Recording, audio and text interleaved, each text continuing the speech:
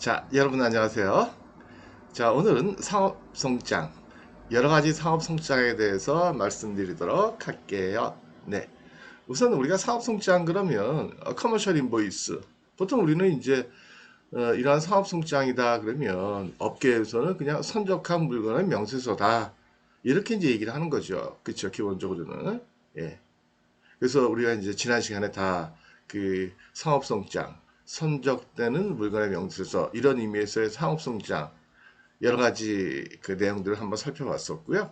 오늘은 이러한 그 사업성장이라고 부르는 것들 여러 가지가 있다는 거죠. 이러한 사업성장이라는 거는 그 용도에 따라 가지고 크게는요 사업성장과 그 다음에 공용성장으로 나눌 수 있다라는 거예요. 사업성장이라는 거는 말 그대로 성적되는 물건의 명세나 아니면 여러 가지 그 수출을 할 때 수출하기 위해서 수출상이 수입상한테 보내는 어떤 견적의 의미를 담은 송장 이런 것도 있다라는 거죠. 그 다음에 이제 공용송장이다 그러면 보통 이제 공기관에서 발행하는 거 아니면 요청하는 서류 예를 들면 뭐 영사송장, 컨슐라 인보이스나 아니면 커스텀스 인보이스, 세관송장 이런 것들을 얘기한다라는 거죠. 그래서 특별한 경우가 아니라면 여러분들은 수출을 할 때 수출한 다음에 보통은 그냥 아무 얘기가 없으면 그냥 커머셜 인보이스 해서 사업송장만 보내주시면 돼요. 그럼 이게 사업성장이라는 게 의미하는 게 여러 가지잖아요. 그죠? 선적하는 물건의 명세서. 이게 가장 기본적인 거고. 그러면서도 또 수입제에서는 수입 세금을 부과할 때 어떤 그 기준이 될 수 있는 거고요. 그렇죠? 그러니까 사업성장에 써 있는 금액대로 세금을 이렇게 부과할 수도 있는 거고. 어쨌든 여러 가지 의미가 있다라는 거죠. 그쵸? 그 이제 미국으로 수출할 때는 상업성장 우측 상단에다가 MID 코드라는 거를 이제 써놓기도 하고요. 그래서 MID 코드라는 건 Manufacturer's ID라고 그래가지고요. 그 미국으로 수출되는 물건에 대해서는 MID 코드 그 이제 작성하는 방법이 있어요. 그 방법은 뭐 인터넷 보면 뭐 많이 나오니까 그냥 보시면 돼요. 그래서 Manufacturer's ID라고 그래가지고 MID 코드 사업성장에다 우측 상단에다가 기재하는 경우도 있고요. 그거 이제 작성하는 방법은 네이버에서 이렇게 쭉 한번 보시면 되고요. 아니면 시간 되면 제가 한번 알려드릴게요. 예. 자, 그래서 어쨌든 정리해서 말씀드리면 커머셜 인보이스다 그러면 용도에 따라 가지고 상업용인 게 있고 공용의 목적이 있다.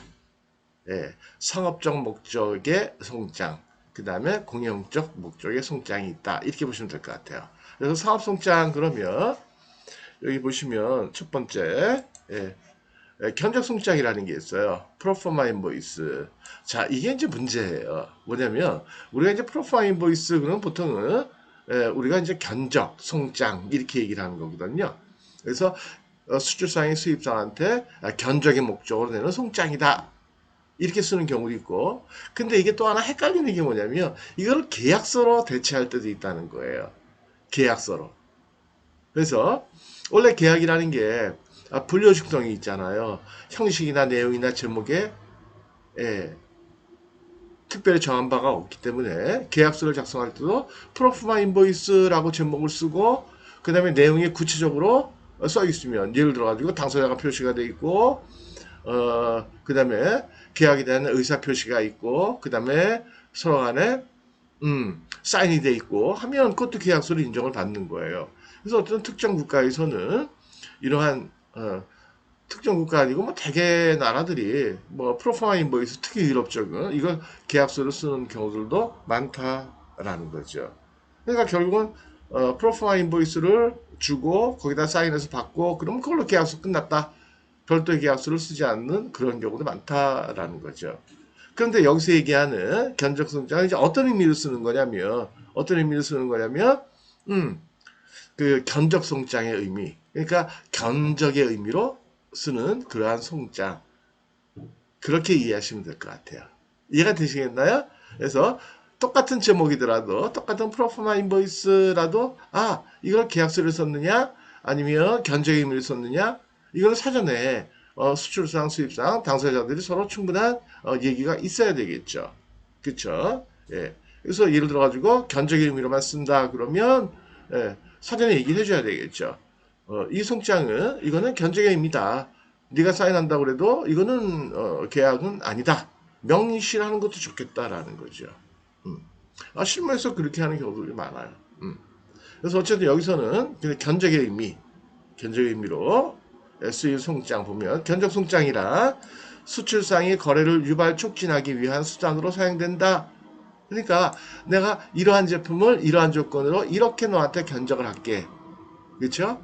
품목 수량 단가 금액 이렇게 쭉 써놓고 뭐 선적 시기 이런 것도 이제 쓰고 결제 방법 이런 것도 쓰고 뭐 하는 거죠. 이제 그러나 이건 단순히 견적의 의미를 가진 송장이다. 그렇게 사용한다라는 거예요. 또한 언제 쓰느냐? 수입하거나 외화 배정 등을 받기 위하여 수입상의 요청에 의해서 수입상에게 장차 그가 매입할 화물에 대해서 그러니까 수입상이 수입할 화물 수출상 입장에서는 수출하는 화물에 대해서 예, 작성한 그러한 송장으로 사용되는 경우도 있다라는 거죠. 그래서 견적 송장, 견적의 의미로 쓸 때는 여러 가지 목적이 있는데 기본적으로는 수출상이 수입상한테 보내는 예, 이런 제품을 이런 조건으로 팔겠다라는 의미의 견적의 의미. 그 두 번째는 수입상이 요청하는 경우도 있어요. 야, 프로포마 인보이스 보내줘. 왜요? 외환 사정이 별로 안 좋은 나라들, 좀 저개발 국가들 같은 경우에는 수입하기 위해서 외화 배정을 받기 위해 가지고 프로포마 인보이스 해가지고 보내달라는 경우도 있다라는 거죠. 그래서 여기 보시면 외화 사정이 좋지 않은 국가에서 사용되는데 견적 송장을 근거로 외화 배정을 받기 위해서다. 그렇게 보시면 되겠다라는 거예요. 그 다음에 선적 송장이다 그러면 일반적으로 우리가 얘기하는 사업 송장 그걸 얘기한다는 거죠. 명시한 서류, 그쵸? 화물의 내용과 가격, 명시한 서류, 선적된 물건에 대한 명세서로서 쓰는 우리가 알고 있는 커머셜 인보이스. 이거를 굳이 이름을 붙여줬을 때 쇼핑 인보이스 이렇게 얘기하는 사람도 있기는 해요. 근데 드물어요. 저도 못 봤어요. 그냥 커머셜 인보이스 이렇게 쓰는 거지. 그쵸? 고유한 의미에. 그쵸? 그래서 그 다음에 수출 송장 그러면 네. 그러니까 사업 송장을 또 이제 수출 송장과 매입 위탁 신용장으로 나눌 수도 있다. 그래서 수출 송장이라는 게 이게 바로 고유한 의미의 송장을 얘기하는 거고요. 매입 위탁 신용장이라는 거는 수입상이 수출상에게 상품 매입을 위탁하는 경우. 그러니까 위탁 매입 방식의 수입일 경우. 그때 이제 작성하는 송장을 매입 위탁 신용장 그렇게 송장하는데 저도 이건 못 봤어요. 그래서 이건 기억은 안 하셔도 되고요. 예. 어쨌든 자료에 있는 거니까 이런 경우도 있긴 하구나. 인텐트 인보이스라는 것도. 근데 이건 기억해서 헷갈리기만 해요. 모르는 것이 약이다. 아는 것이 병이다. 그런 말도 있잖아요. 예, 그래서 여러분들은 이것만 딱 기억하세요. 정리해서 말씀드리면 상업송장의 범주에 포함되는 견적송장이라는 것도 있다. 근데 이게 헷갈리기 견적송장은 계약서로 쓸 때도 있고 아니면 견적의 의미로 쓸 때도 있다. 그쵸? 예. 이해가 되시겠죠? 그래서 구분해가지고 잘 쓰셔야 돼요. 그때그때. 이거는 이건 뭐 일상 벌어지는 일이니까. 어떤 회사들은 견적송장을 단순 견적의 목적으로 사용하는 경우도 있고요. 그 다음에 어떤 회사들은 계약서 대치용으로, 계약서용으로 쓰는 경우도 있고. 그래서 그때그때 여러분들이 잘 보셔야 되겠다라는 거고요. 그 다음에 공용송장이다. 아까 말씀드렸죠. 사업송장과 공용송장이 있다 그랬는데 공용송장 이거 잘 받으셔야 돼요. 예, 이거 잘 받으셔야 돼요. 그래서 예, 여기 공용송장 여기에는 이제 세관송장과 영사송장으로 구별되는데요. 세관송장이라는 거는 뭐냐면 수입지 세관에서 수입지 세관이 수입 화물에 대한 관세 가격을 기준할 목적. 그러니까 자꾸만 수입하는 사람들이 관세를 보니까 인보이스를 지 맘대로 작성해가지고 가격을 다운시키는 언더밸류 해가지고 세금을 포탈하려고 그러는 거야. 그런 걸 예방하기 위해서 이러한 세관 송장을 요구할 수도 있다라는 거예요. 그래서 관세 가격의 기준, 과세 표준을 정하기 위해서, 그쵸? 그 다음에 덤핑 유무를 확인하기 위한 목적. 쿼터 품목의 통상 기준량의 계산 목적. 요즘 뭐 쿼터 품목이 별로 없죠. 예전에는 뭐 미국이나 유럽 들어갈 때 수출할 때 그때 이제 미국이나 유럽에서 쿼터를 정해놓은 경우도 있잖아요.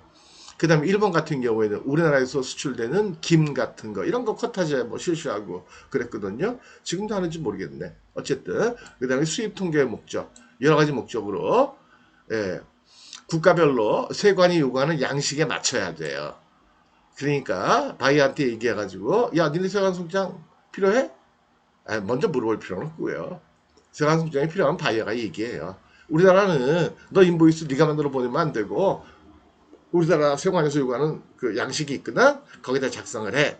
그리고 보내오면 거기다 소정 양식에 따라서 작성하시면 되겠다. 중요하니까 잘 기억해 주세요. 그 다음에 영사승장이다 그러면 여러분들이 이거는 여러분들이 컨버션 인보이스를 만드셔가지고 여러분들이 수출하고자 하는 국가가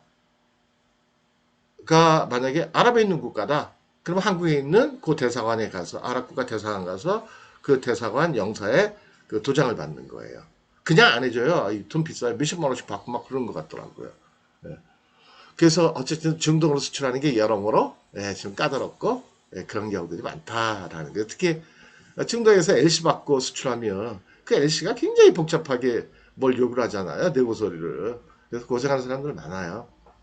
그래서 어쨌든 이 영사송장을 요구하는 경우가 있어요. 그럴 때는 기본적으로는 여러분들이 인보이스를 사업송장을 작성을 해가지고 거기다 도장을 받으시면 되겠다. 영사송장이란 수입 상품 가격을 높게 책정함에 따른 외화 도피 아니면 낮게 책정함에 따른 관세 포탈을 규제하기 위하여 수출국에 주재하고 있는 수입국의 영사의 확인을 받아야 되는 송장이다. 이런 주로 몇몇 후진국에서 이용되고 있으나 점차 폐지되는 추세다. 중동 국가들은 좀 있는 국가들이 많은 것 같더라고요. 그래서 외화도 비목적으로 그냥 그러니까 그런 거죠. 여러분들한테 외화를 많이 보내서 예를 들면 10만 불짜리인데 100만 불을 보내놓고 90만 불을 와가지고 지들이 찾아가고 뭐 이렇게 하거나 그러니까 외화 도피하는 거죠. 수입국의 입장에서 정부에서 보면 그렇죠? 그 다음에는 또 아주 그냥 언더밸류 시켜가지고 하는 경우들도 있고 수익은 포탈의 목적으로 그때는 그래서 그 수출지 우리나라에 나와 있는 그 영사관에서 확인을 받으라는 거죠.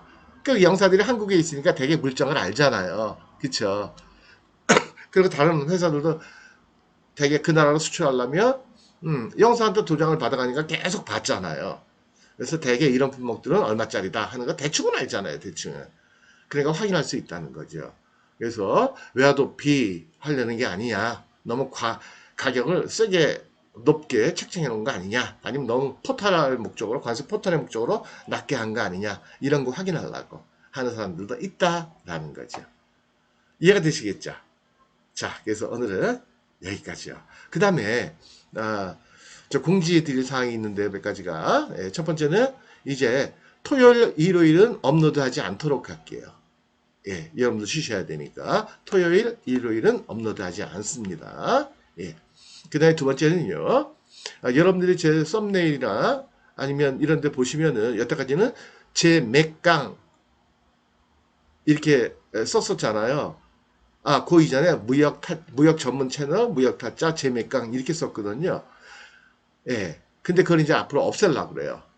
그냥 제목만 써놓도록 할게요.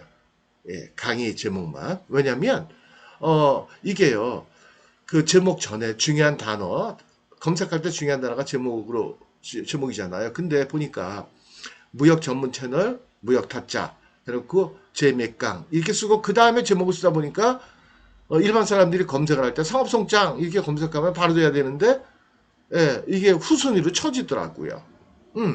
앞에 빨리빨리 나와 있어야 되는데. 그 제가 이제 얼마 전에 발견을 한 거예요. 그래서 지금 이 기존에 있던 것들도 다 제목을 거기다 이제 없애고 있거든요. 뭐라고요? 무역 전문 채널, 무역 타짜, 맥강 이걸 다 없애버리고 있어요 지금. 그래야 조회수가 좀 늘어날 것 같아요. 많은 사람들이 보실 것 같다는 거죠. 물론 조회수 늘어난다고 이게 무슨 뭐 다른 유튜버처럼 뭐 이게 뭐 사업적인 목적으로 돈 벌려고 돈이 되겠어요. 예, 늘어나지도 않죠. 그러니까.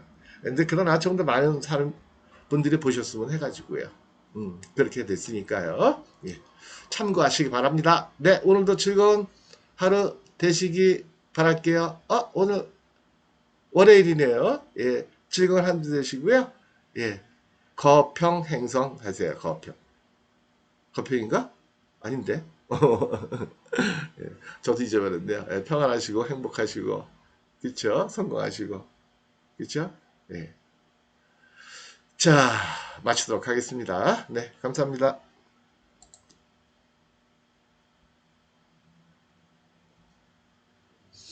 건평행성이네요. 건강하시고 평안하시고 행복하시고 성공하세요. 잘 안 썼더니 잊어버렸어요. 그죠? 마치겠습니다. 네.